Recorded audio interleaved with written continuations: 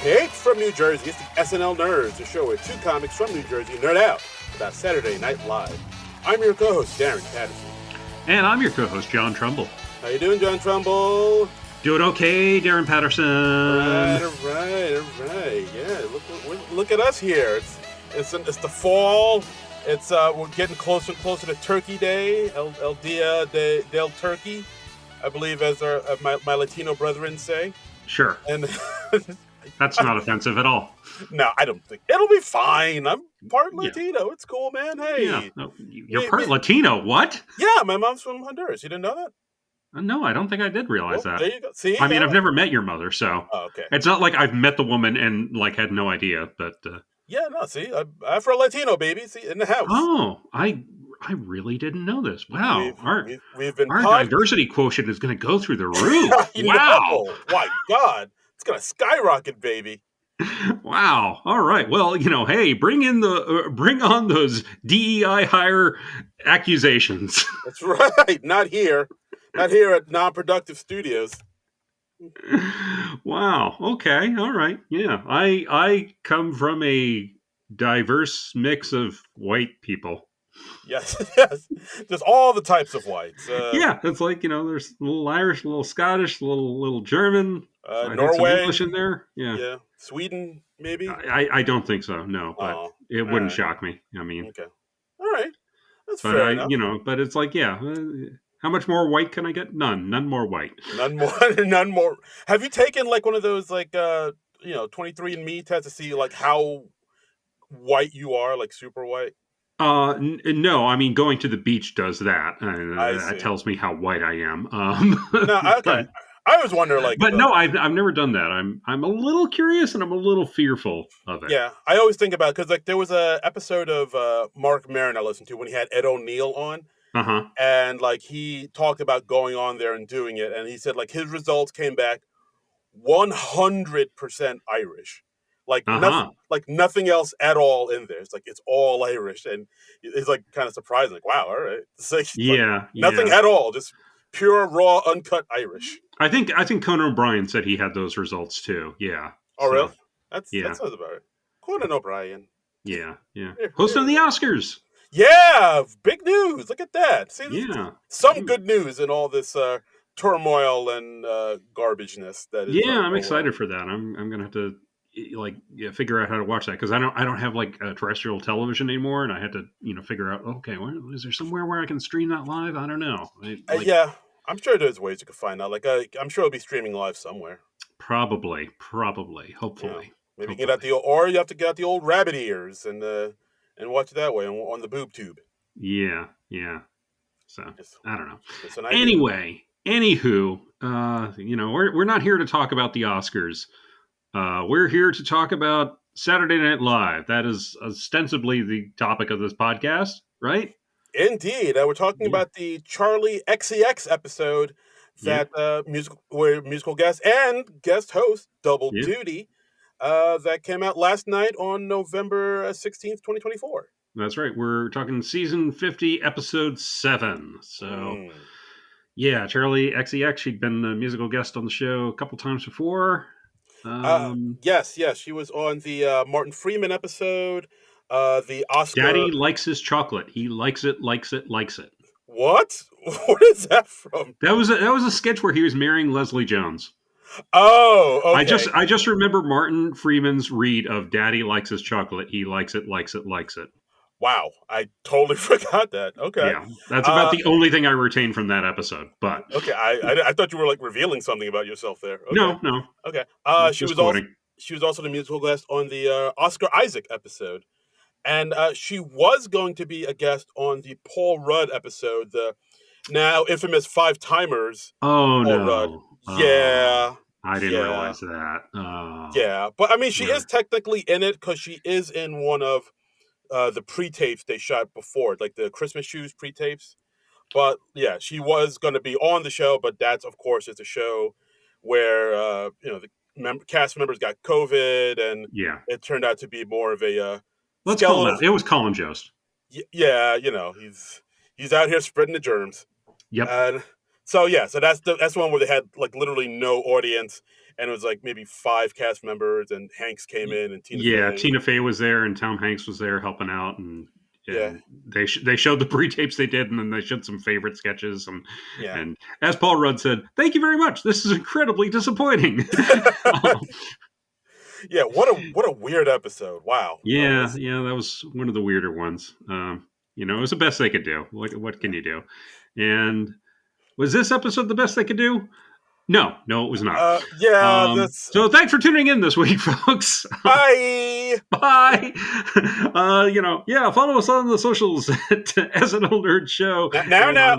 What? Huh? What? Now, John. We like to have fun here and joke 'em ups.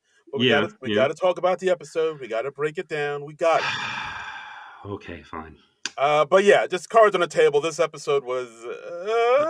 I believe the technical term is not good. Yeah, it was definitely.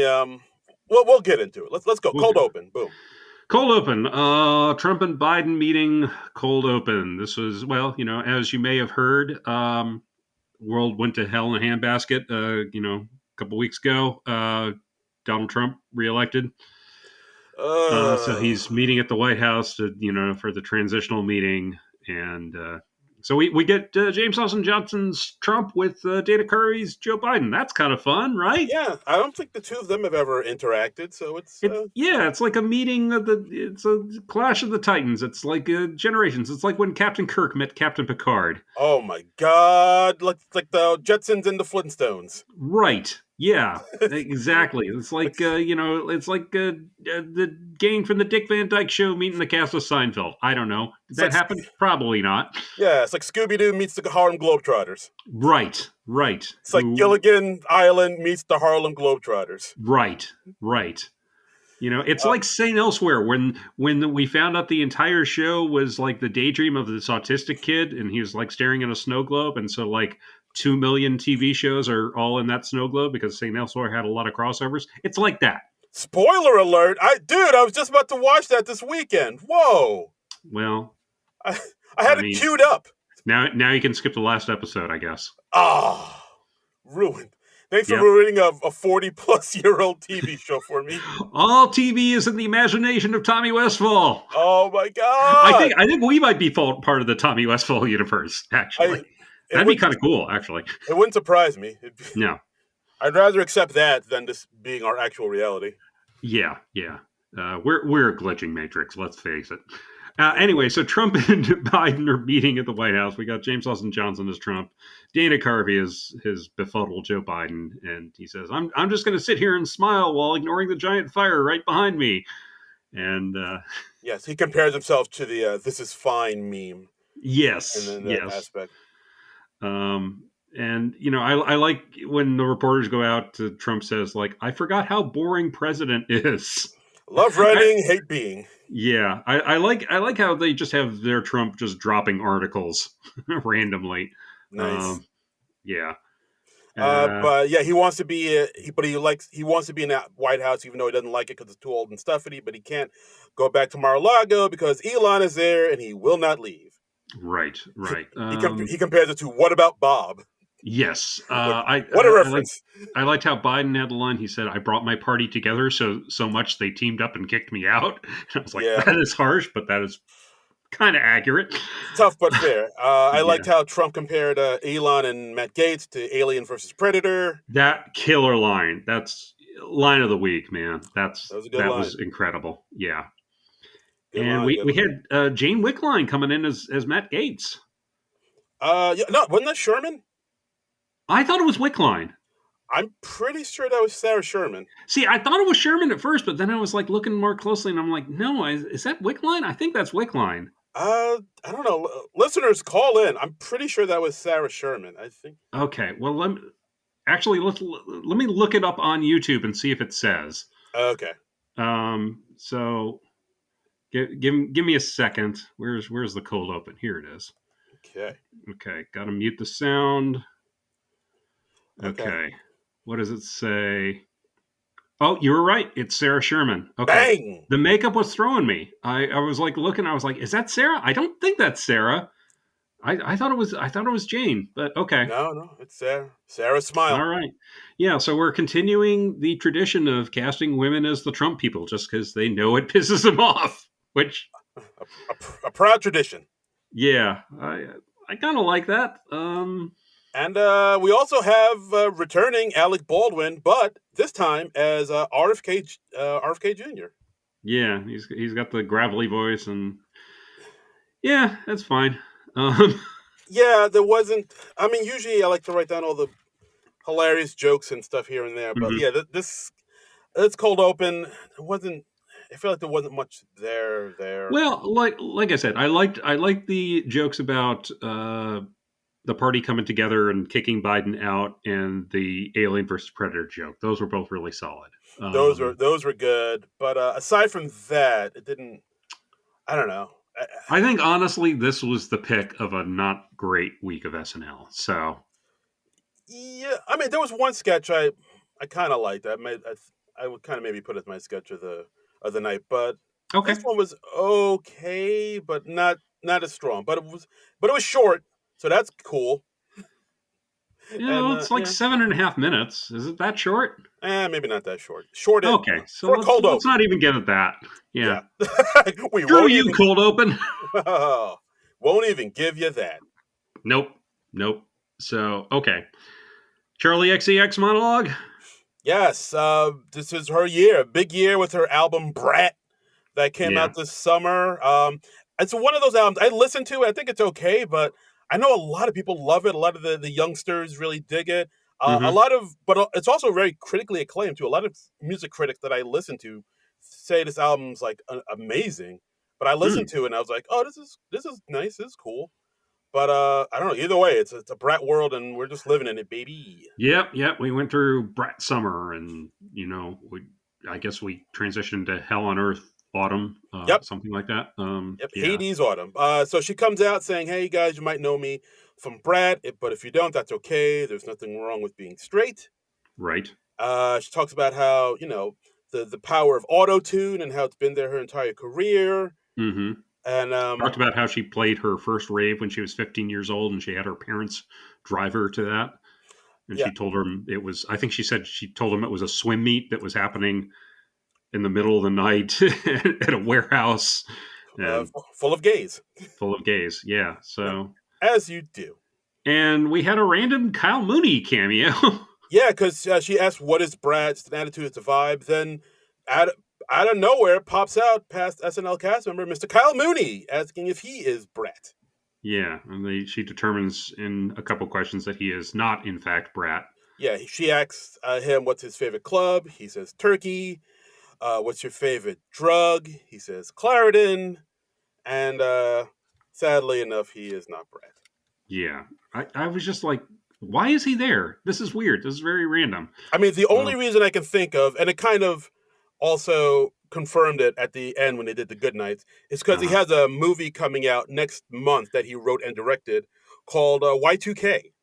Oh, that's why he was wearing the T-shirt at the end. Okay, yes. I think I'd heard about that movie and I'd totally forgotten about it. So yeah. Next month, he on A24, he has a movie coming out that he wrote and directed and stars in called Y2K. It takes place, was it New Year's Eve in 1999? Okay. And like once it turns to 2000, all the machines start going haywire and killing people. So it's like right, just like happened in the real Y2K. Exactly. We all remember the Y2K wars of 99, 2000. We're all there. Right. We barely made it out alive. I still have the scars. Okay. Yes. So it was just a gratuitous plug. Pretty much, yeah. I feel so used. Sorry. This show business, baby. I feel dirty. We may have to pause the recording so I can go shower. Unclean. Unclean. I got their plug all over me. Ugh. I'm dripping with plug. Ugh. That sounded gross when I said. I apologize. I grossed myself out with that. No, it's cool. It's cool. So yeah, sort of model. I mean, she's a musician. She's not a,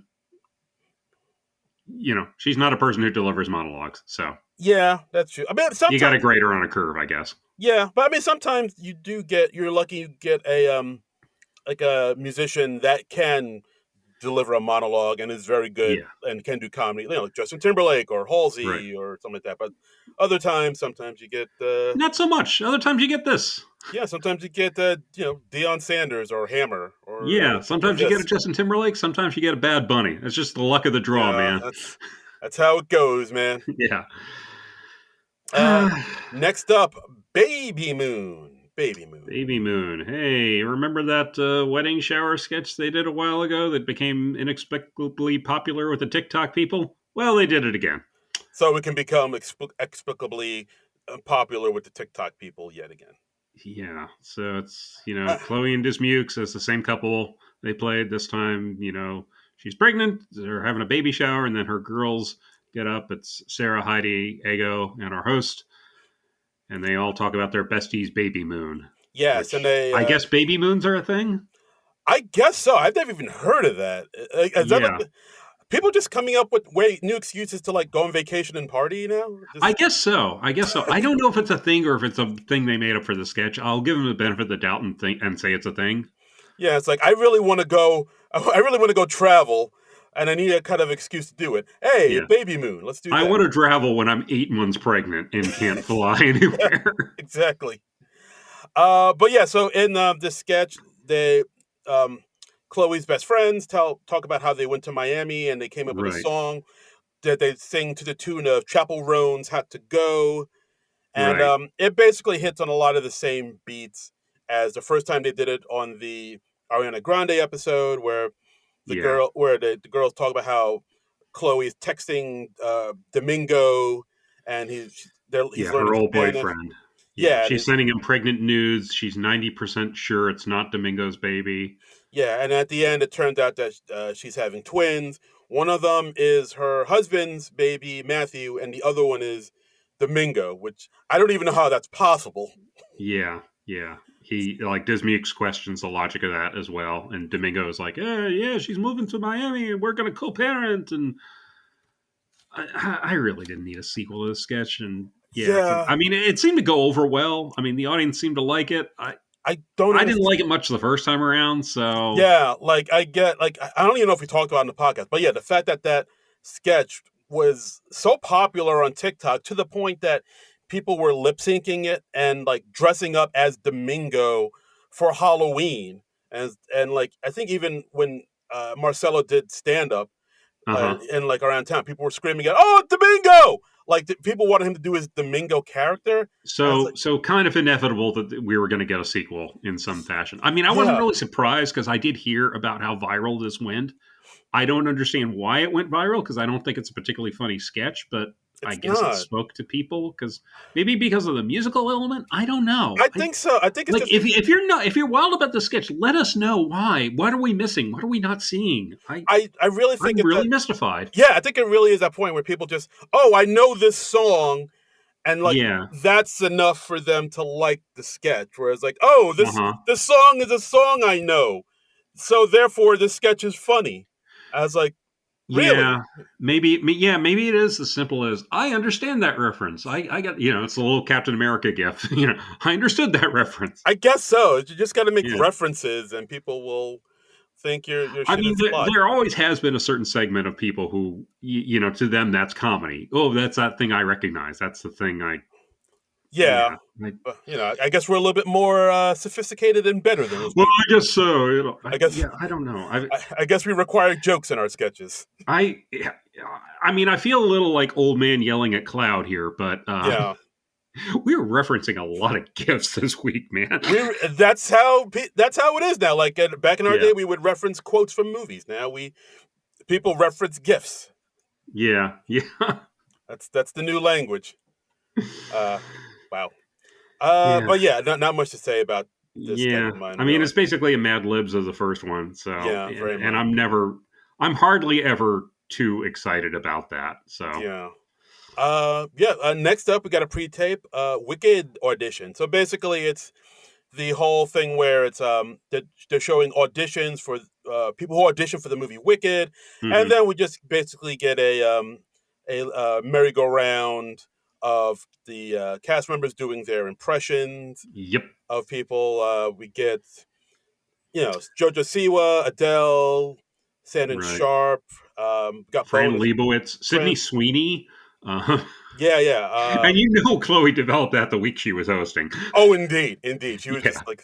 just staring at her like a like a single white female. Just Yeah. We have Sarah as Bernie Sanders. We had Marcelo as Sebastian Maniscalco, which was very random. Yeah, but I get it. Like his energy fits his. I think I even described him as like Sebastian Maniscalco when we first were introduced to him. Yeah. Carvey comes out and he does his Pacino. Chloe returns as Leslie Mann. Yeah.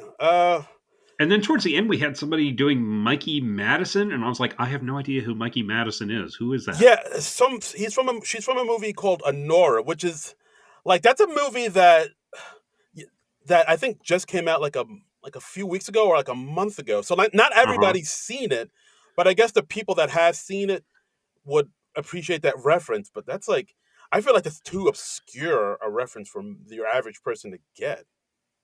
Yeah. And I mean, not for nothing. Why is JAJ not in this sketch? He is the best impressionist That on is on that is a cast. great point. I don't know if he's the best impression. I mean, I might give it to Chloe. It's the two of them neck and neck. But yeah, how weird that we don't have. And when James Austin Johnson after the election, he says like, I have other characters, right? Yeah, And exactly.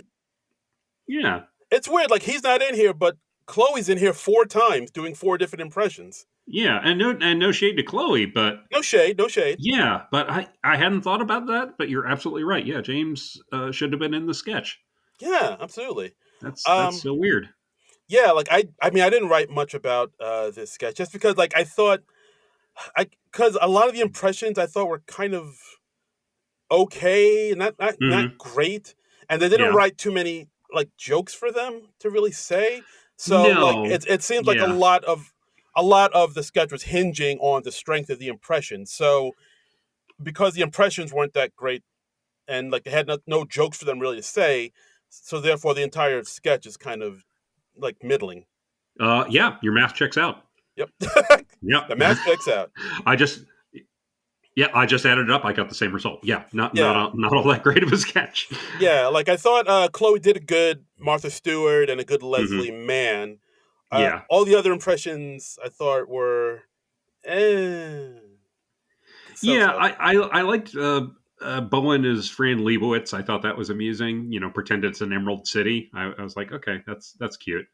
Um, Chloe is Sydney Sweeney. I was, because Sydney Sweeney, as far as I know, she doesn't really have any catchphrases. No, So no, but she kind of has like, tough to do an impression of her. yeah. I mean, she has a certain like affect to her voice a little bit, but that's really Yeah, I about it. guess. Um, but yeah, is this If you sketch? showed that to me cold, I don't know if I would have gotten that was Sydney Sweeney. Oh, and you know what? I just made the connection because Chloe, she had an Instagram post this week. Did you see this? She was Uh, talking about how occasionally on the show, when she's playing a more voluptuous woman, they have like prosthetic breasts that she actually puts on yes, I get instead you. of like the chicken cutlets. And she did this video while she was wearing these things, and these are probably more detailed than they need to be. I'm guessing because I'm like, wait, those have like subtle nipples on them. Why, Yeah, why the hell do you need nipples on these things? yeah, But she was saying that she was in her dressing room and then there was a knock on her door and she thought it was one of her friends, so she answered the door wearing that and nothing over it.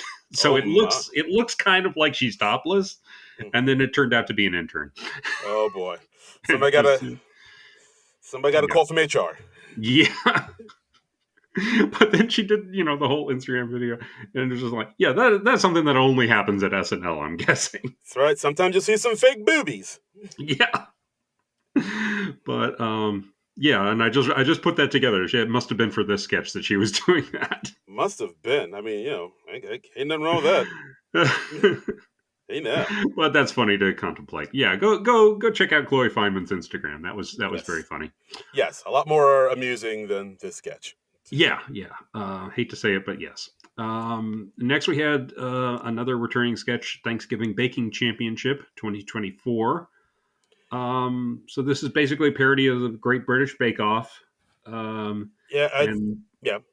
and you know what happens is they have a bunch of cakes, and then one of them is like an abomination of of like near biblical proportions.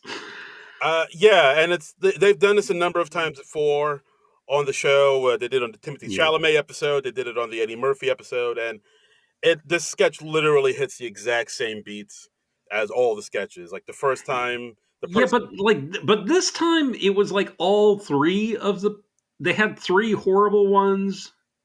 Like, didn't they usually just have one horrible one? No, like usually it's the first sketch is horrible. The first cake is horrible. Not the first sketch, Jesus. The first. Well, no, they're both true. Let's be real. First cake is usually horrible. Then the second cake is usually something kind of sexually explicit and graphic. Right. The third cake, which is usually Heidi's cake, there's nothing wrong with it and it looks beautiful, but the judge... And they move on quickly because that's not interesting. Yeah, and then the last cake is usually something super phallic. Yeah, okay. I didn't look at any of the old sketches, so I was just going on my memory. I was thinking like, oh, didn't they just usually have one messed up cake? But okay. But no. I will go with you on this. Yeah. So that's basically what they do here. It's like the first cake is Marcella's cake. It's supposed to be a Thanksgiving themed cake. This is their Thanksgiving episode, guys. Yeah. And so the Thanksgiving themed cake, it looks terrible. And all the cakes supposed to have some like mechanical thing going on with them too to add to the cake. He just has this horrible looking cake with like popcorn on the top. And they ask, that's supposed to represent maize. And he's like, I don't know. I don't know what maize is, I guess. Yeah, and it's motorized and it drives off the counter. And Charli XCX, she has a turkey cake, and it's a well sculpted turkey, but it basically looks like it's presenting. It's like sitting on the table and it's like spread eagled. And then they taste it and they're like, "Oh, you used actual turkey meat in your cake," and then it spits out stuffing in a kind of gross looking way. Right. Then Heidi's cake, of course, it looks beautiful. There's nothing wrong with it. The judges aren't impressed, and they're like, "All right, whatever." And she's like, "What? You want it too bad. You want it too badly." Yeah. And then Kyle is in the sketch. Kyle Mooney. He shows his turkey cake, and it looks like a big black cock. Yeah. It looks like a dick, and he says, "Oh yeah, and the turkey is a 9-inch dildo." So yeah, that's a sketch. Yeah, this one felt kind of lazy to me. Well, you've seen one, you've seen them all. I'm not terribly amused by the, hideous cakes anymore. I mean, it was fun the first time around. I remember one that looked kind of like Cookie Monster and it going like, "Kill me." Yes. I like the implication that the cake was alive. That was cool. Yeah, that was cool. It's like that's the thing. Like the first time they did it, there's that little element of surprise and it's pretty great. But then they just repeat it and hit the same beats and do the exact same thing over and over again. And the surprise is the only sketch that can do that is What's Up With That, as we've talked about before. Yeah. I mean, they got away with it a long time on the alien abduction Mrs. Rafferty sketches, because half of that was like about the breaking, I think. Yeah, that's true. But I mean, I guess some people like a certain amount of comfort food in their comedy, so they like, oh, I know this, I know how this is going to go, and I guess they get a lot of hits with that, but it gets old. Yeah, it really does. I guess. Yeah, this one I was like, oh boy, no, I ain't loving it. Yeah. I'm not loving it. So next we had a digital short called "Here I Go" with Mr. Andy Samberg. And it's not about the White Snake song, so don't get your hopes up like I did, people. Yeah, we don't have any Tawny Katane dancing on a car hood thing happening. That's right. I ain't wasting no more time. Because we got to give Andy Samberg something to do, because he can't. I guess there's not much call for him to play Doug Imhoff anymore. I guess so.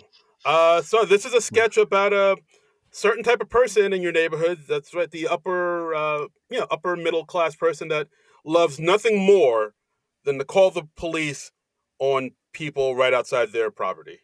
Right. Yeah. And we see a guy in a hoodie getting arrested, but then the guy turns around and what? It's not a black person. It's Colin Jost. Oh my goodness. Yeah, rare Colin Jost pre-tape appearance. Yeah. Yeah, and it's them singing this pretty good song, I'd say, about... Yeah, I mean, catchy. It's got that, Lonely Island kind of, indie club catchiness to it. So yeah, and it's a great big song about how he enjoys like calling the cops and snitching on people to the cops, and we get like a nice little runner of them calling the cops on a Girl Scout, and then the Girl Scout that was kind of funny. A Girl Scout getting arrested. I liked the very end when the dog was getting arrested and they're putting little dog handcuffs on him. I was like, oh, okay, that's cute. Yeah, and then Charli XCX is in the sketch as Sandberg's wife, and about how she enjoys calling the cops on people, and how they both enjoy calling the cops instead of actually having sex with each other. Yeah. I thought the sketch was cute. I thought it was a fun little sketch. It was fun. It was well shot. It was a good song. I could see myself rewatching this. Yeah, not a bad one. I was like, oh, okay, all right, we back SNL. Here we go. We back. And then SNL is like, no, not so much. We got Banger Boys. Take that. Damn it. We are going back. What was this? This was okay. They're doing a podcast. We got the characters of Mark, Dugan, and PJ, and they're talking about how they had Trump on their podcast a couple weeks ago, and Trump has made one of the guys Secretary of Commerce now. Yes, and then they're trying to figure out what that means. It's like, oh, I think that means you're in charge of all the commercials. Yeah, and then part of the joke is that they're constantly cutting to commercials, and Charli XCX is playing their producer, who's doing commercials for fake products, sponsors like cargo condoms and and they're so ill-informed and ignorant that they don't even realize, or at least one of them didn't realize, that the election already happened and Trump won. Yeah, exactly. Like that's Marcelo's character, and then PJ played by Emil Joachim. Emil Joachim getting a decent amount of screen time in this episode. Yeah, true. He talks about how Trump just called him and made him the new ambassador to Iran. It's like, I don't know if I want to do that. Do I gotta like move to there? And like no one really understands. And basically, all these podcasters not really understanding what comes with the responsibilities of the office of the White House or how it runs at all. Right. Right. I was like, what's the point of this? Do you just not have the guts to parody Joe Rogan directly? What's going on here? It could be, or I mean, there's a ton of other podcasts out there that kind of have this type of format. Like, I will give them props for that. Like, did they capture the sort of vibe of like, these podcasts that do pop up where they say they're talking about silly, off the wall, goofy things, but then they also talk about serious things like who built the pyramids or like conspiracy type of stuff. They kind of dabble in that, and like they have such a huge following, and they've gotten so much influence that now politicians feel like they have to go on these podcasts to get their message out to the people, like Trump did or Kamala did. So it is I kind of see what they're doing, where they're talking about how these podcasters have way more influence than like people in the media, but at the same time they're podcasters, so they don't really know what the hell they're talking about. Right.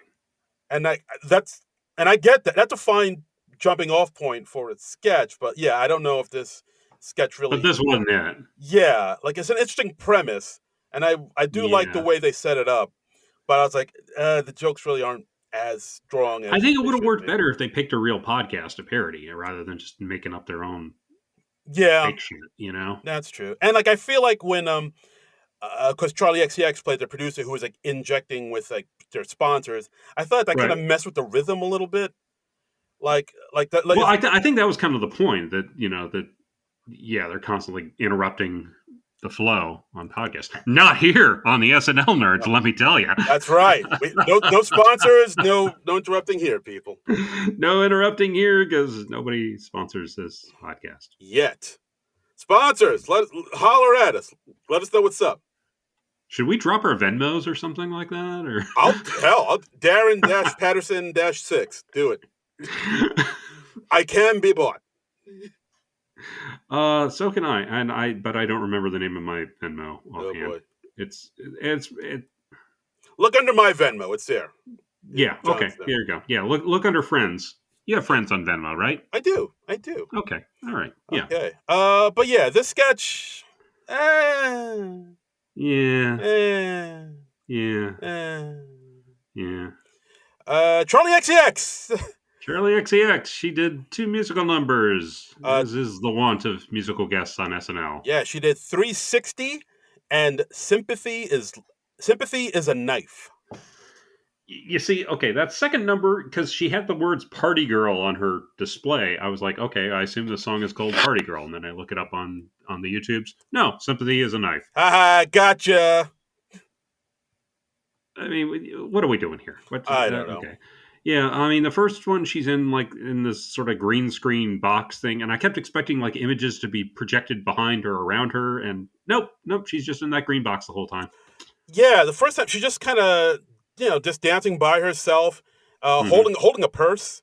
Like I think she just ran on the stage, like as she was like looking through a purse in between the sketches, maybe. She was introduced by Julia Fox, actress, and and then the second performance was just her, like you said, jumping around to Party Girl behind her, and I don't know, I thought they were okay, both performances, but nothing really. I mean, it's just this real clubby music. It's just not really my thing. I have nothing really to say about it. I can't really critique it intelligently. I mean, it's just, she just doesn't make music for me. I mean, what can I say? I'm just like, yep, that's Charli XCX, all right. That's right. Like I'm not a rave person. I've never been to a rave. No one's invited me to a rave, so I can't really judge it. All like all rave music kind of sounds a lot, the same to me. It's all like Yeah, I think genetically it has to sound that way to you if you are over 40. Yeah, it's just all thumping bass and right.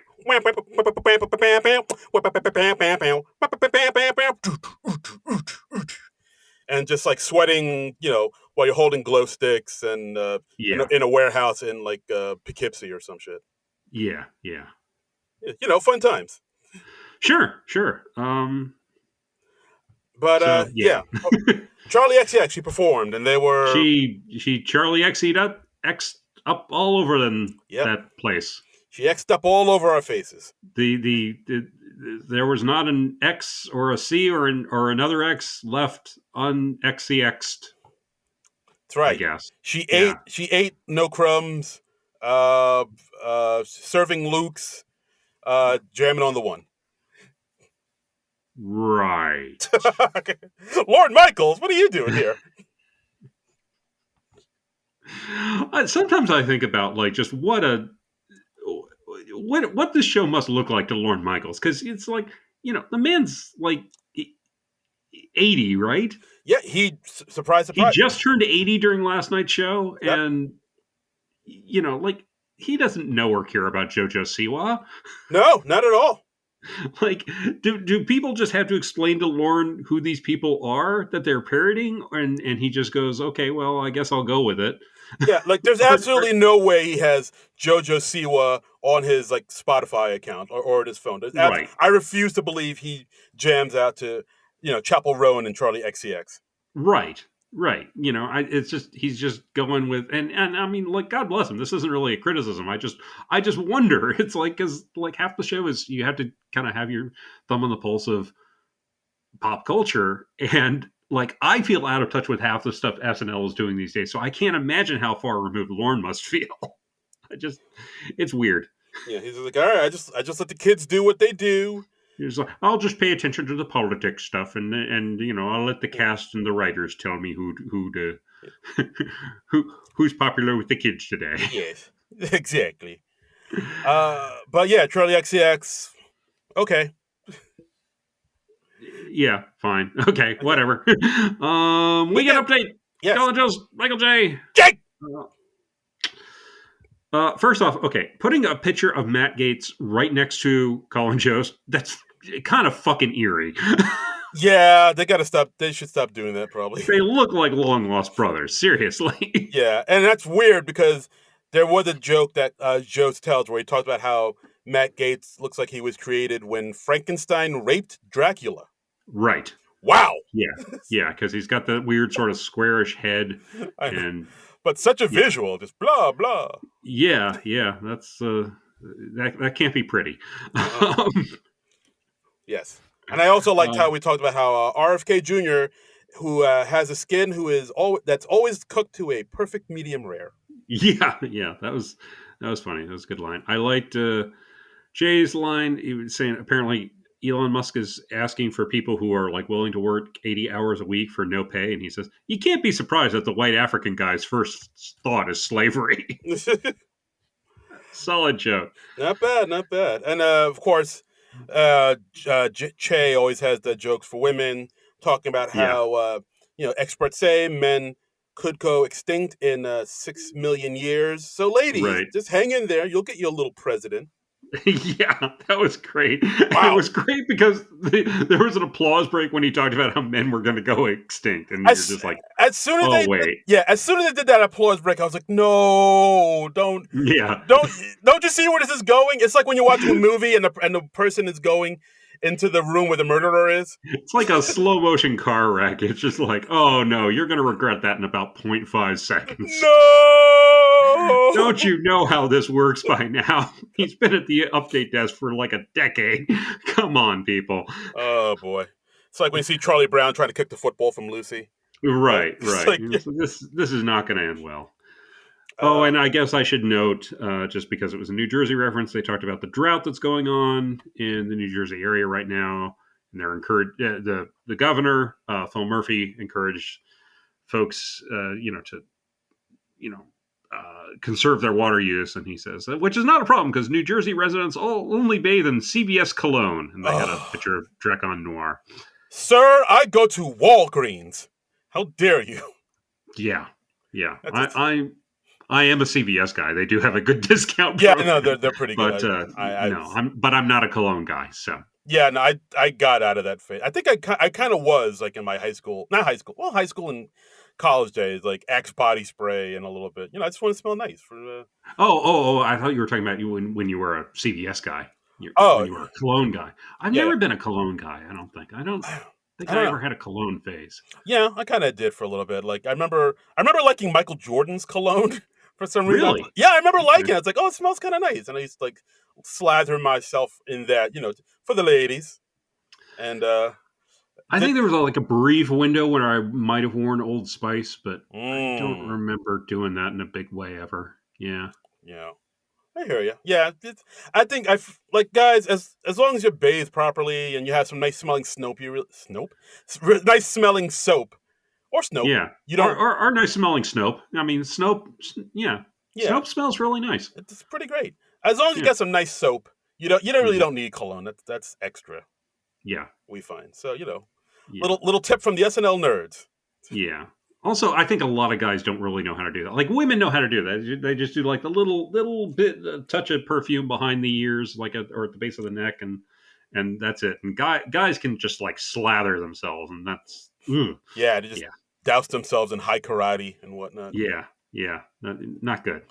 Little dab you do, you guys. That's all we're saying. And they had a joke about the wicked Barbie action figures where they mistakenly put the URL for some porn site on there. Ooh, like some porn site that's like has Wicked in the name. Do tell. And so of course they had to recall these things. And but SNL joked that they used the website chokemejeffgoldblum.xxx, which is hilarious because I know how this works is when you make up a fake website, the network has to reserve that URL.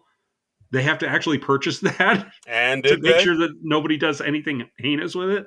Because I remember this, like Conan O'Brien, he talked about how in one of his sketches, they used the URL hornymanatee.com. And so for like years, NBC had to have the URL of hornymanatee.com. Nice. So somebody at NBC this week had to reserve or purchase chokemejeffgoldblum.xxx. I haven't checked it, but I'm afraid to. I guarantee you that is an NBC website now. So they should do something cool with that. Yeah, absolutely. Let's do something with it, people. Yeah. Do something with it. Yeah.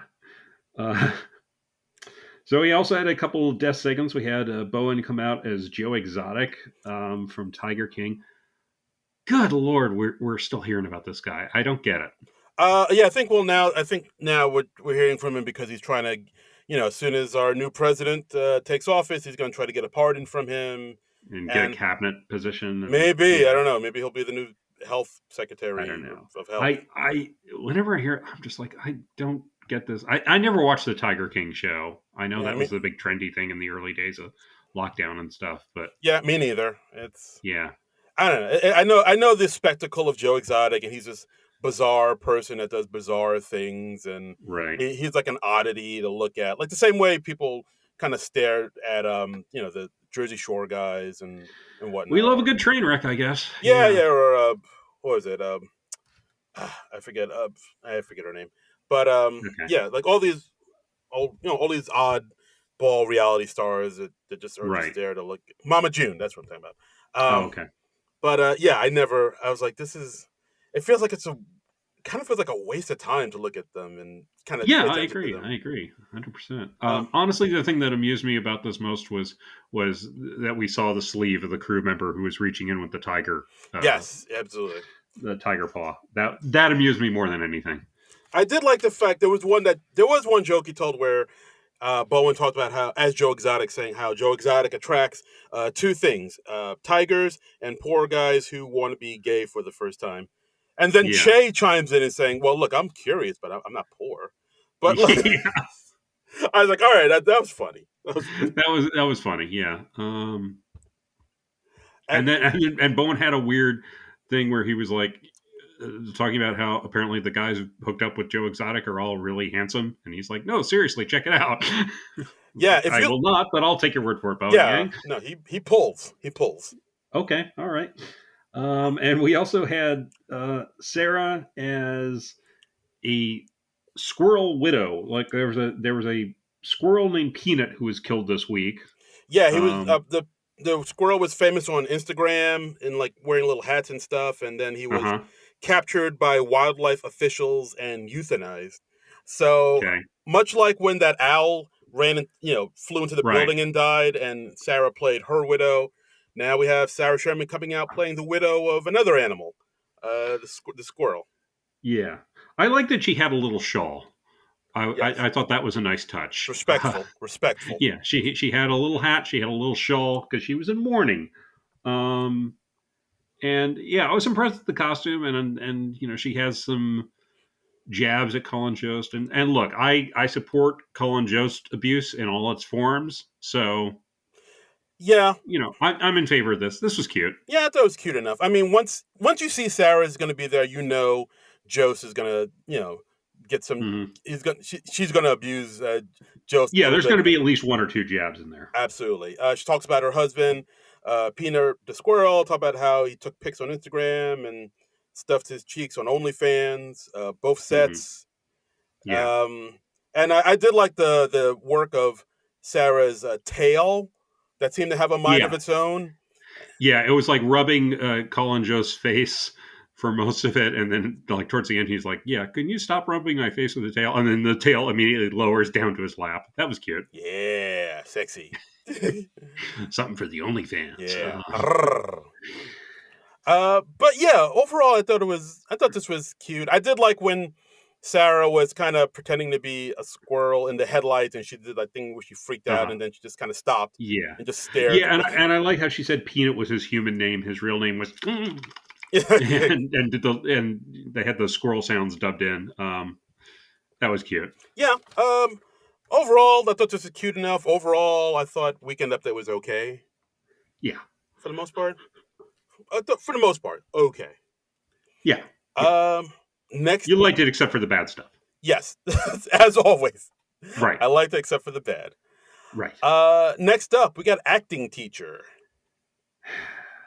Okay. Wow. Here we go. All right, let's do it.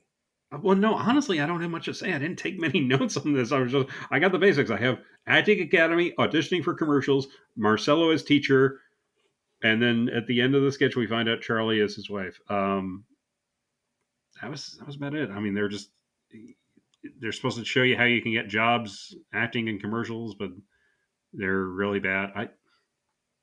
It just didn't do much of anything for me. Yeah, this sketch was just really all over the place, and it really, I guess my main issue with this sketch was like, it was all hinging on just energy and frantic pacing and personality, and there wasn't much. Again, not a lot of there. The jokes were super weak, so the whole thing was like hinging on Marcelo just playing it as big as he possibly could and being as loud and screamy.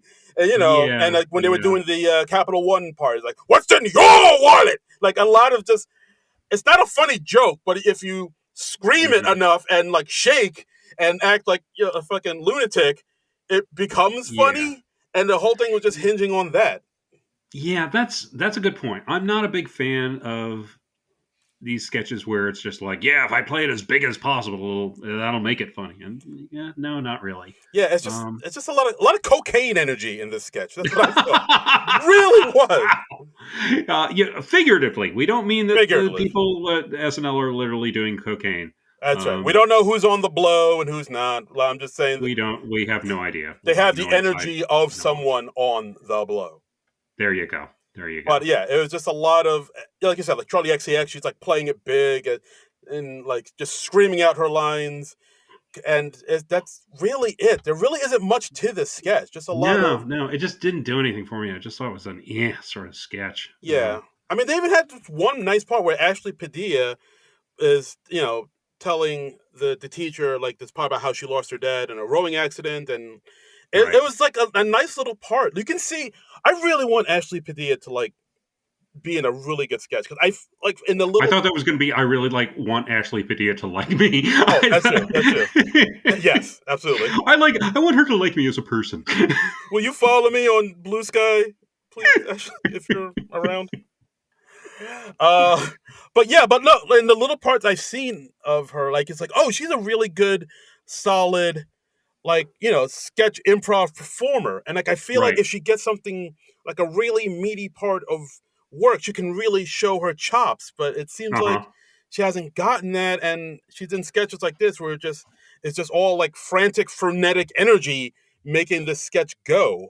And it's like I'd rather have like a quieter, like well acted type of performance here that doesn't rely on manic energy to make it go. Like, and another thing, I'm really going off on this sketch. You are. And another thing I really didn't like about the sketch is how insistent so many of the cast members were on the cue cards. And I know it's like a little thing. I know cast members look at cue cards from time to time, but if you go back and look at the sketch, so many of them were just, their eyes were glued onto the cue cards. Like when they were talking to each other, they weren't looking at each other in the eyes. They were just staring at the cue cards, talking to the cue cards when they were talking to somebody right next to them. And like, I don't know, that kind of takes me out of it. Like, I know Dismukes doesn't do it that much. Like, I've heard him in interviews saying, I want to like look at the person I'm talking to and not look at the cue cards. And Padilla doesn't do it that much. But like so many other cast members just like staring at the cue cards, and it's just, I don't know. It's, maybe I'm an old man screaming at a cloud, but like I miss the old days when in sketches people looked at the people they were talking to in sketches and not at the cue cards. Okay. Wow. I did not expect to go off like that. But I'm sorry. I got feelings. I got to get it off my chest. That's cool. It's I'll co-sign everything you said. I can't say I really noticed the cue card issue in that problem, but maybe because I wasn't paying close attention to the sketch by that point, because I kind of mentally punched out early. Yeah, I don't know. Yeah, this sketch I thought was kind of lazy and just like oh boy, not good. Next we have It Girl Thanksgiving Special. Okay, again, light on the notes on this one. I wrote down, what the fuck is this? And I have no idea who half the people they're parodying are. That's not entirely true. I knew a lot of the people like Posh Spice and the Olsen twins. Yeah, I did like the joke about the Olsen twins with their huge jacket, and they're both in sunglasses, and this one's like, oh hey, I made a casserole of cigarette butts. That was funny. I thought that was funny. And then they vanish in their jacket. I liked that. That was a good gag. The rest of it, I was just like, what the fuck is this? I really felt like they made this sketch for Charli XCX fans, because I guarantee you, Charli XCX fans know exactly who all these people are in this sketch. It seemed like real geared towards gay culture. And I'm not saying that's a bad thing. I'm just saying I had no freaking clue. I was like lost without a map. I was like, okay. Yeah, no, I get it. We had Bowen as Mark Jacobs. We had Chloe as Julia Fox, and they're doing like this Thanksgiving special. Right. We had now Mark Jacobs is a designer, right? Yes. Who's Julia Fox? Julia Fox. She was actually in this episode. She's the one that introduced. Oh, the one that introduced. Okay. Yes, okay. Absolutely. But she's like an. All right. Now explain to me again who she is. Oh God. I know she's an actress. She was like a club kid that sort of got into modeling and acting. She was in the movie with Adam Sandler, the Gems, Righteous Gems, Righteous Gemstones. No, that's a TV show. Shit, I forgot the name of that movie. But the one, the heist film he did, the Safdie brothers movie. Hold on. Is it Righteous Gems? Andy Adams. I'll look it up. Yeah, it was something like. Anyway, I know what you mean. So whatever. Okay. Yes, that movie. So she's an actress. Okay. She's an actress, model, personality, club. Uncut Gems. That's a movie. God. Uncut Gems. Yeah. Uncut Gems. Something with gems. Yeah. So she's an actress. She's like a club kid. She's on the scene, / model / personality type person. We had Ego as Naomi Campbell, who that was cute. That was decent. She brought the substance. I was like, I vaguely know her because I remember that she had that reality show. Yeah, Naomi Campbell. She was a big deal in the 90s. I mean, I know her as a model, but didn't she had some show too, right? No, I think you're talking about Tyra Banks. I'm thinking about Tyra Banks on Top Model. Yes. Was Naomi Campbell not involved with one of those modeling shows? No, that's fuck. I mean, Heidi Klum had the show with what's his face, the Make It Work guy, Tim Gunn. Thank you. Woo. I could have sworn Naomi Campbell had some show at some point, but okay. She might have. I don't remember. But yeah, and Naomi Campbell brought The Substance, which if you saw the movie The Substance, you get. I did not. Exactly. So I did not. See, exactly. There's a lot of inside baseball. So much of the sketch was just going over my head, and like Sarah was playing an actress whose name I've heard, but I'm not really familiar with her work. Rachel Sennett. She's an actress. She was in the movie Bottoms with Ayo Edebiri, and she was just in the Saturday Night movie playing Rosie Schuster. But she's also that's where I know her from. Then but she's also somebody who's like on the come up. She has an upcoming TV show on HBO Max, and she's like in the club scene as well. And I guess she's large-chested from the jokes they did. I mean, she's got. She's voluptuous. She's got some. Yeah. Okay. Yeah. Let's keep it tasteful. Yeah, I'm trying not to be creepy. I'm trying. Yeah. Our host Charli XCX was Victoria Beckham. She bought cream spinach, which is she bought some spinach and a jar of face cream. Yeah. Cream spinach. Get it? Yeah.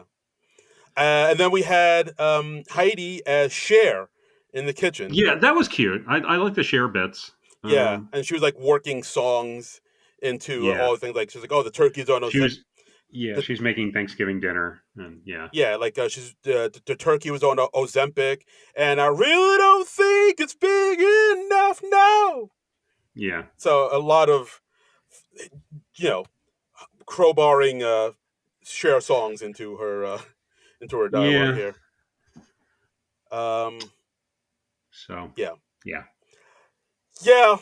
Again, if you're not familiar with any of these people, the sketch just ain't gonna hit because a lot just lies there. Yeah. Just this was just DOA for me. Yeah, and then Keenan comes out as Law Roach, and then they all do like a runway walk on the Thanksgiving table, doing the turkey strut. Okay. I guess Charli XCX's fans liked it. I'm glad. I hope they did. Glad they liked it. Yeah. But yeah, this. I mean, I'm assuming the studio audience was packed with Charli XCX fans because she was getting like some big cheers during her musical numbers. So I was like, oh yeah, I think it's whenever a big musician hosts like that, like a lot of their fans come out and pack the audience. Yeah, for sure. I'm sure. Because it's just like, oh, hey, free mini concert with this person. Like you can hear the applause when Chapel Roan performed a few weeks ago, and like when somebody as big as Charli XCX or Chapel Roan or Billie Eilish come out, the fans come out in droves. Good sir. Yes, they do. Wish the comedy came out in droves for this sketch, but all right. Bam! Got him! Yeah! Yeah! And our final sketch, our 10-1, Shrek the Musical. Shrek the Musical. We got a bunch of friends who've just seen Shrek the Musical. And Charli XCX is like, hey, I'm going to go run in and use the bathroom real fast, or I'm going to run inside for some flimsy excuse. And then she comes out and she's got like a green on her lips and all in her hands. Yeah. And everybody's like, hey, you just made out with Shrek. And she says like, yeah, no, this is from a slushie I had. I was mixing all the flavors together to make a suicide. I'm sorry. And unalive. Yes. Yeah. So basically and then Sarah goes back to give the director a piece of remind, and when she finds him, that's right, yes, him, males can be directors too. Right. And then she comes back out and she has green all over her mouth and hands. Right. And she's got green handprints on her chest, and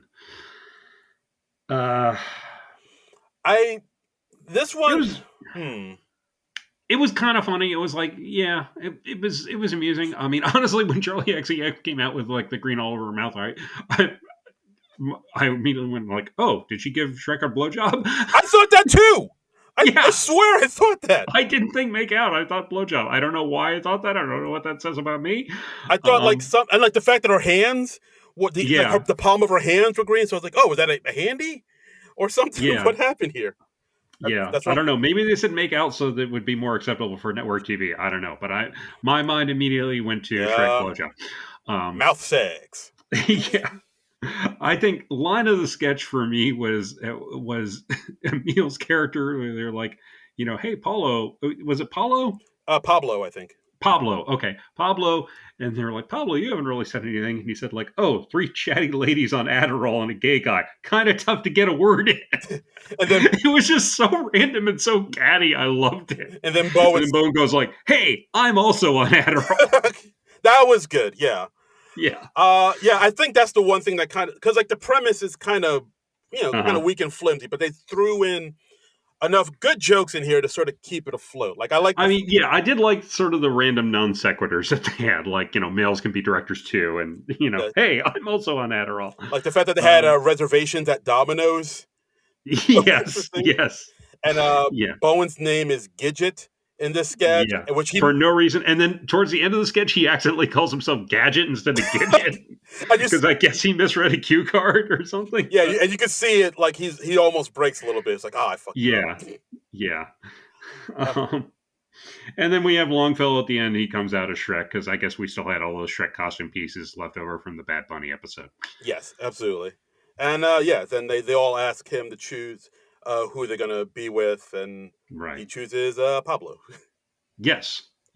Not a bad way to end the sketch. Not a bad way to end the night too. I thought the sketch was okay. It was definitely better than some of the. It was one of the better sketches of the night. Yes, I would say so. Yeah. And I mean, I personally would have put it further up in the show. I mean, but maybe because of the the Shrek BJ connotations, they couldn't do that. I don't know. It's too risque in nature. Yeah. So. But yeah, not a bad sketch. I like this a lot. I thought you were about to say not a bad show, and I'd be like, excuse me, sir. Yeah. I protested the strongest possible term. But yeah, like the show overall is definitely one of the weaker ones of the season. Yeah. And then we go to the the Good Nights. We see Kyle Mooney in his Y2K shirt promoting his movie. Charli XCX says happy birthday to Lorne, who just turned the big 8-0. Yeah. And oh my God, Punky Johnson is on stage with everybody, just out of nowhere. Really? I missed that. Yeah. Holy crap. She's there. What's Punky doing there? I have no idea. Punky's just hanging out. All right. Just hanging out. Punky with Punky. All right. Yeah, she was just backstage. That's or cool. Something. I don't know, but yeah. Okay. And that's the episode. Cool. No Mikey Day this episode. Did you notice that? Yeah, that was surprising. Yeah. This broke his streak. I think a late nighter was saying that this broke his streak of 168 shows or however many it's been. Yeah, iced out. Wow. Yeah. It's just such a random thing. I mean, last week we had hardly any I think Chloe was hardly in the show, and then yeah. It's just such a crapshoot, man. It really is. Yeah. But yeah, overall this episode definitely on the weaker side. Yeah. Aside from the Shrek, and I liked Here I Go. I'll give that one some points. Here I Go was all right, and I thought the cold open had some worthwhile stuff in it. That had a few lines that made me laugh. Yeah. So I'll give it up for the cold open. Bangor Boy, I think it had promise. There was something that I feel like it's kind of almost there, but not quite. Banger Boys didn't work for me at all. Yeah. I don't know. But yeah, everything else was yeah. But you know what? And I so know that Baby Moon sketch is probably also going to go viral. It's also going to be popular because they brought back Domingo. And I also hate it because it's probably going to give all these mediocre white women excuses to do songs and parodies of this. Oh my God. And if we go to a wedding in the next couple of years, there's a less than zero chance that we will see something like this now. Oh no! And it's going to be horrible. It's going to be awful. Yeah, if all of my friends could not get married in the next few years, just so I don't have to see that. If I meet the love of my life tomorrow, which is when I had it penciled in for, yep. I will delay getting married just to play down the chance of this happening. Hey, you gotta make a stand. Yeah, no, we got to nip that shit in the bud. Indeed. Because we can't let this go on. It's got to end, people. It's got to end. It's got to end. For the good of humanity. It's got to end. But hey, there was a cut for time sketch. There was a cut for time sketch. Please don't destroy, which they advertised in the opening that they were going to do and show a PDD. We didn't get no PDD. Yeah, I know. We got PDD blue balls over here. I know. So it must have been cut for a time, very last minute. And it was a pretty quick sketch, right? It wasn't all that long. Yeah, it's about 3.5 minutes. Called Mean Cute. Mean Cute. So it's once again not taking place in the Please Don't Destroy writers' offices. And at this point, I'm like, how bad did those pigeons crap in your offices, guys? Because you haven't been back in your offices at all this season. So I don't know what's going on there. The smell must be just abhorrent. I don't know. Can you not open the windows at 30 Rock? I thought you could. Anyway, but it was really nice seeing other areas of 30 Rock. It was gorgeous looking because 30 Rock is such a beautiful building. So we have Charli XCX, and she kind of runs into Ben. She has a meet cute with him, and then gets insulting with him. Yeah, it basically set up the typical rom-com trope where two people crash into each other because they don't see where they're going, and then they help each other pick up each other's books and stuff. And then they're like, "Oh, you're reading so-and-so? That's my favorite book." Right. And then their eyes meet. Charli XCX says, "Hey, I know this is crazy, but do you think you could possibly watch where the fuck you're going next time?" Yeah. And then she has a meet cute with John where they spill the coffee, and then I like them trying to get the coffee back in the cup. I thought that was funny, yeah.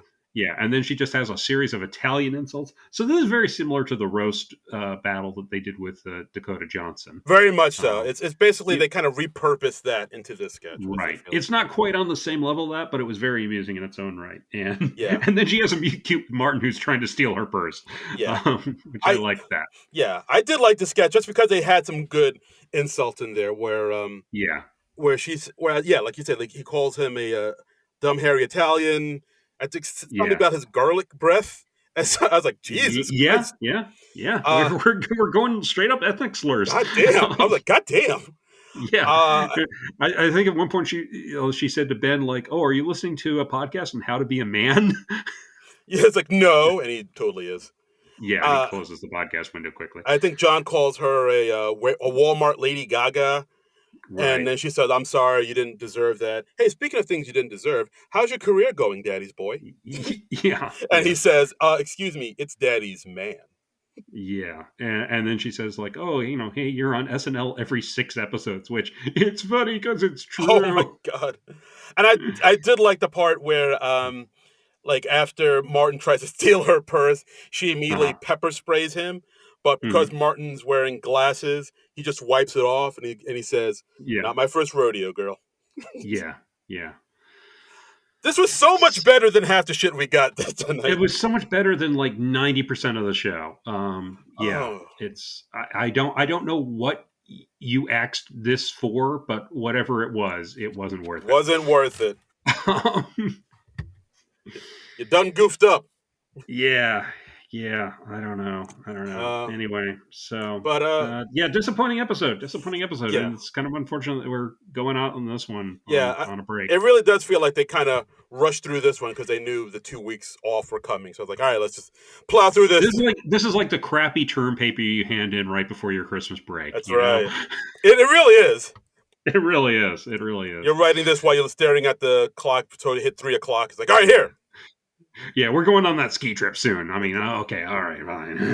But maybe we're wrong. Maybe we're being too rough on it. Let's talk to the people. Let's see what the folks say on the Twitter sphere. Okay, but I'll just say right off the bat, if you disagree with us, you're wrong. Yes. All right, so let's see what the people have to say. See what the people have to say. We got Nick Storr at Nick Storr saying, I'm torn. Charli XCX was a great host, but nothing stuck out. Loved Kyle back, but mourned no return for TJ Rocks. I think the Domingo sketch worked better this time. Yeah, it was a little better. No Mikey. Emil could becoming a new favorite. His acting is always at exactly the right level. Yeah, Emil Joachim is growing on me. He's definitely, like, in sketches, he's working quite well, and, like, he's really found his groove. Like, I hope to see him in, like, more things. He seems to be becoming a dependable kind of go-to guy for them.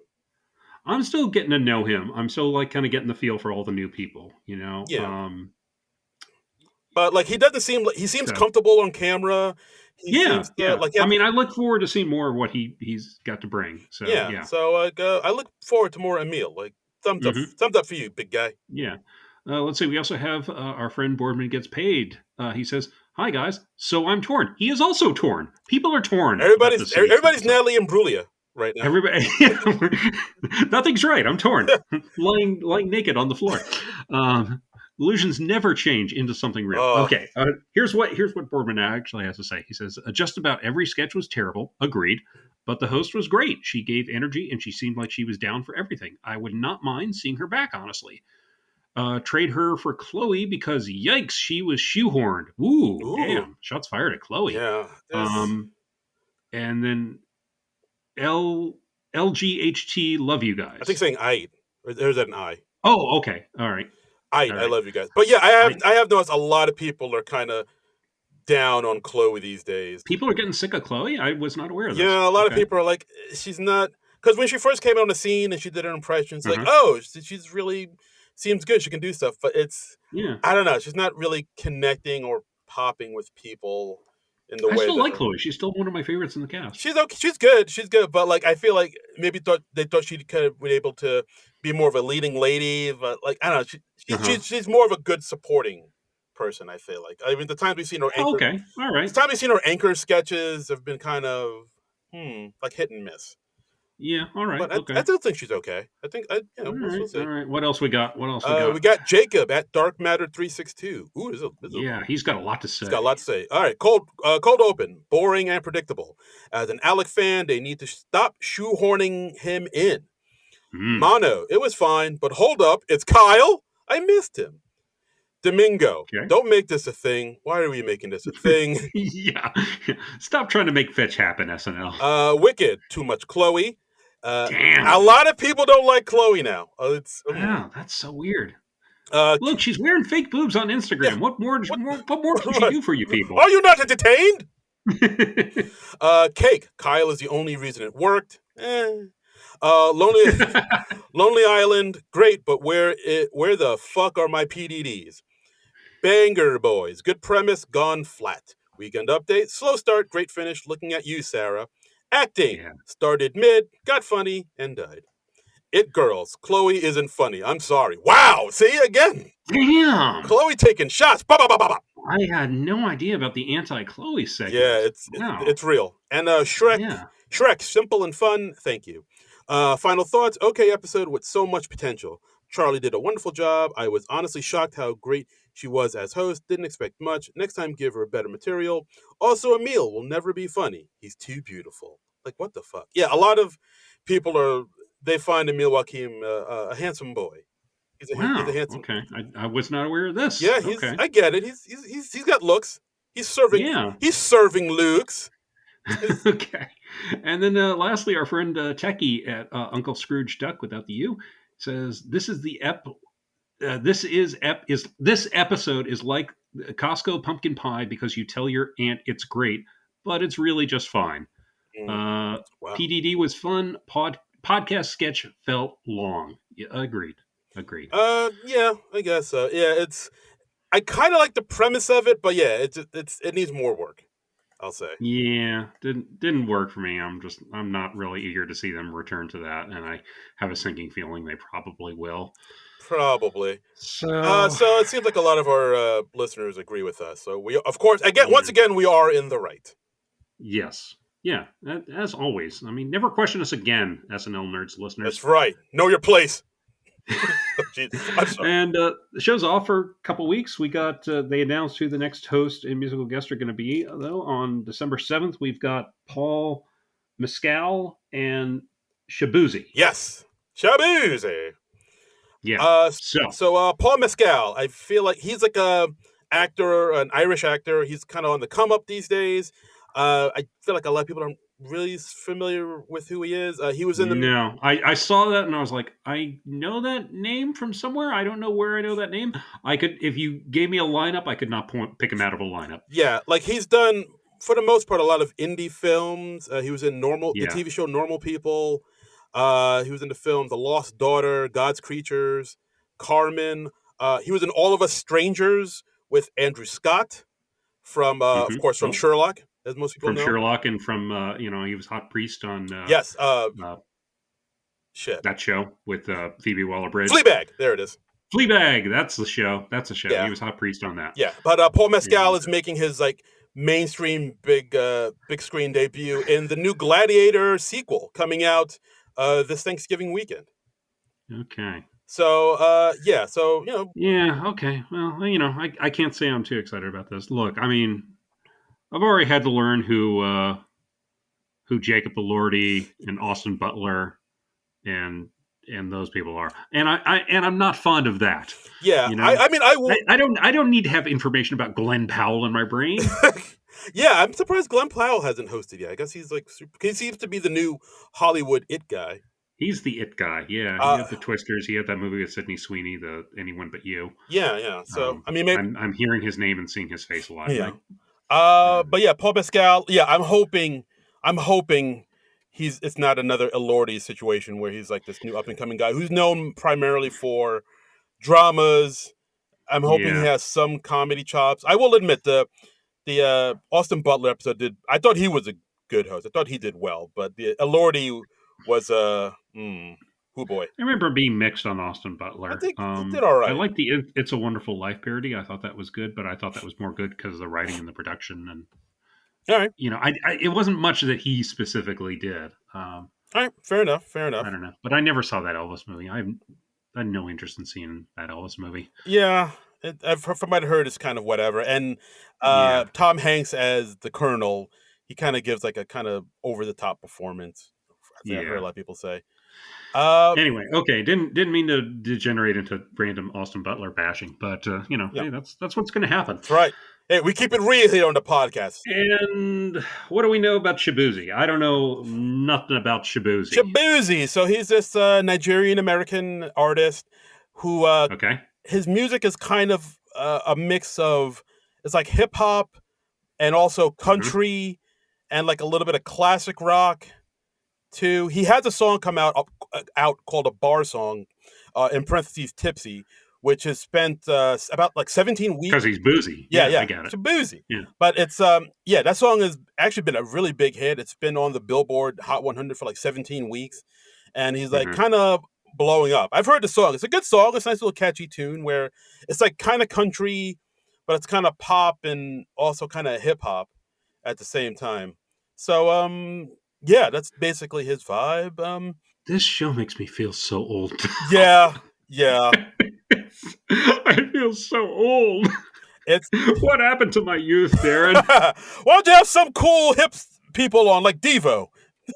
I used to be hip. I used to be with it. And then they changed what it was, and now what it is new and scary to me.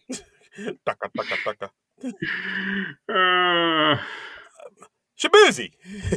Right, not to be confused. I'm gonna go yell at a cloud. Yes, Shaboozey, not to be confused with Shapoopy. Yeah. So Shapoopy from the Music Man. Yeah. Will they do a Shaboozey Shapoopy crossover sketch? I mean, let's hope. Fingers crossed. I mean, right? Fingers crossed. So yeah, Paul Mescal and Shaboozey. I'll keep my expectations tempered, but hopefully this will be a nice little surprise this upcoming. I hope so. Yeah, it's nice when they come back strong, but realistically, yeah, it's probably going to be, we have an off week, and then the next week is better. Yeah. So probably. Yeah. And so that's the episode, guys. Thanks so much for listening. Since we have 2 weeks off, should we talk about the next movie we're going to do, or we're thinking about doing? Or? Yeah, well, let's talk about that. What are we going to do, Darren? What are we going to do? Well, like not just with a podcast, with our lives. Oh God, what are we doing with our lives? What the hell? That's a bigger question. I haven't even begun to wrap my mind around. I know. I've been trying to answer that question for at least 4 or 5 years now. Not having much luck. Almost there. We'll get there. Get there before I'm dead. Hey, I'm meeting the love of my life tomorrow, so that'll be good. That's right. There you go. Yeah. Splash on some Dakar Noir or something. Yeah, there we go. There you go. Anyway, so what are we doing on the podcast next week? Your the favorite CVS cologne of your choice. Yes. So we're in order. This movie that came out past October just released on a video on demand on Amazon. We're going to talk about the film Saturday Night. Jason Reitman film. Night. Yeah, all about the premiere episode of Saturday Night Live and the lead up to that. Yeah, I know we said we were going to cover it a few weeks ago. Unfortunately, life kind of got in the way, so we weren't able to do it. But now, we're going to do it now. It's on streaming now. We have no excuse now. Exactly. No excuse whatsoever. So Gabriel LaBelle, Corey Michael Smith, of course, Kim Matula, and Rachel Sennett, who Sarah Sherman did an impression of in this episode. And, J.K. Simmons, Willem Dafoe, Matthew Rhys. Murderer's Row of people. Yeah, let's... Lamorne Morris. Yeah, of course. Yeah, as Garrett, no relation. And yeah, I'm really looking forward to us doing a deep dive into this. I mean, we've been dissecting this for months, like the casting announcements, the trailers, and all this. And yeah, I can't wait to just really dig into this and talk all about it. Yeah, it's going to be fun. Yeah, because this one has a lot of Easter eggs in it. Basically, from what a lot of people say, if you're a diehard SNL fan and you get if you saw a little Easter egg in a movie that's a very obscure reference and you get that reference, this movie is for you. Yeah. So Saturday night, Sábado Noche, we're doing it. Saturday night. So yeah. And looking forward to it. Yeah, looking forward to it. And that's the episode, guys. Thanks again for listening. As always, you can follow me on all the social media platforms at Darren Credible, DARIN Credible. As you can see, if you follow me on Twitter, I'm kind of slowly moving away from Twitter and moving on to the Blue Skies. So follow me on Blue Skies. I'll give you a follow. Let me know you're not a bot. Same handle, Darren Credible. Yeah, let me know you're not a bot or somebody weird, and I'm also making the move over to Blue Sky. I still have my Twitter account up. I'm not really using it anymore. I've liked a few things. I've barely posted anything. You can find me there at Trumbull Comic. Please follow me over on Blue Sky. Don't bother following me on Twitter. The party's moving over to Blue Sky. Yeah. I think I think while the SNL is off this week, maybe we should set up a Blue Sky account for the SNL Nerd Show and like move the party over there. I think we're going to do it. I have noticed a lot more people are moving to Blue. Like I know in the news they've talked about like Jamie Lee Curtis left Twitter, Don Lemon left Twitter, NPR left Twitter, and I've noticed a lot of my personal friends saying, "Hey, I'm on Blue Sky now. I'm trying out this new Blue Sky thing because it seems like since the election, it has really exploded. Like Mark Hamill is now on Blue Sky. It's the party's moving over there. I think. I know Blue Sky's been around for a while, but it seems like the mass exodus from Twitter is like finally happening. Like this is it. Yeah. We're all for reals, you guys. For realsies, we're all jumping ship right now. Yeah. It's so it's going to be fun, and so far I'm loving it. It's terrific. It's like Twitter used to be, so it's a lot of fun. It's really easy. You don't need an invite anymore. The block function works well. You can make starter kits and lists for people, so you can find people with like-minded interests really easily. It's really cool.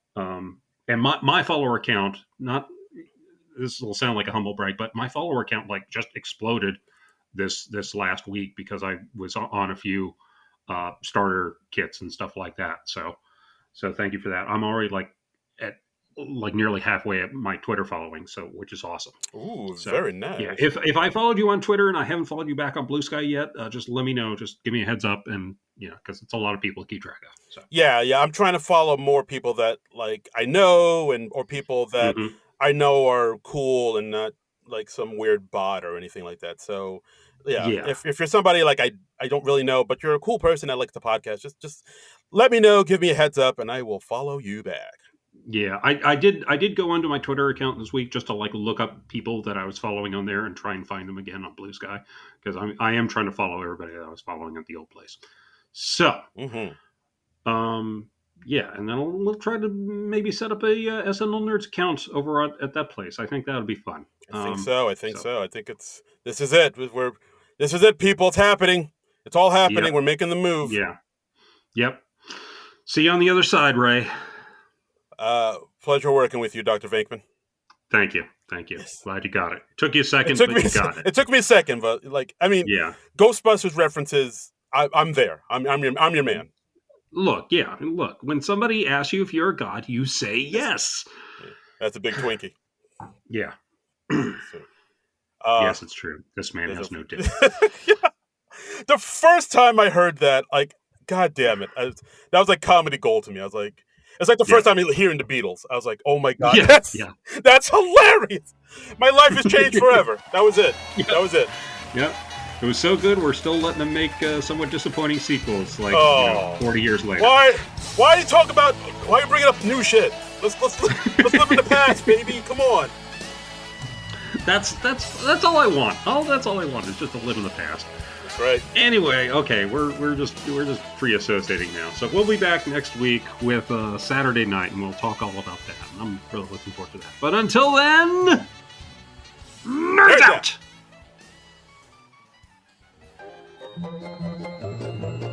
This has been a non-productive media presentation. Executive producer Frank Hablawi.